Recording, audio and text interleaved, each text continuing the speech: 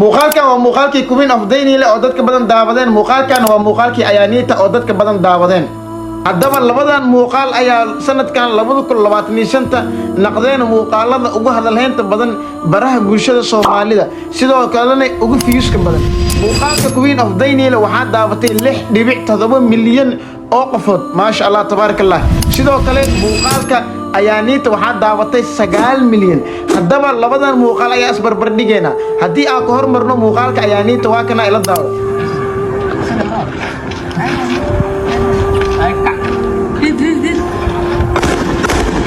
waxaan rajeynayaa inaad daawatay muuqaalka Ayanita sidoo kalena waa kana ila daawo muuqaalka Queen of Dainile.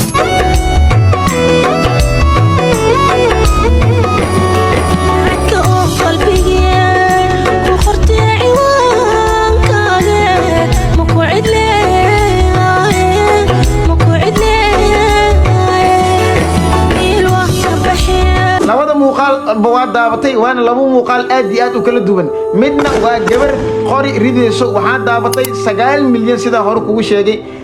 midka kalena waa muuqaalka Queen of Dainile oo quruxda badnaa Soomaaliya oo dhan challenge ka sameeyeen waxaana daabatay 6 milyan wuxuuna tagi doonaa insha Allah 10 milyan. haddaba labada muuqaal as barbar dhigno.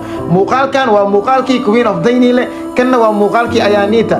وفاتن سوما أو كل عدينا لبض موقال هدي أيانيت دهيت أيانيت أو عديسي هدي دهيت Queen of Dainile لنا وحاو عديسي Queen of Dainile فضلا أو كل عدينا موقال يعني سنة كلبض كل واتنيشنت أي عديننا معنا لبض موقال قف كمية عيس أسو قرتين موقال كيس أي موقال وقرح بدنا نايو سنة كلبض كل واتنيشنت ما أيانيت مش Queen of Dainile.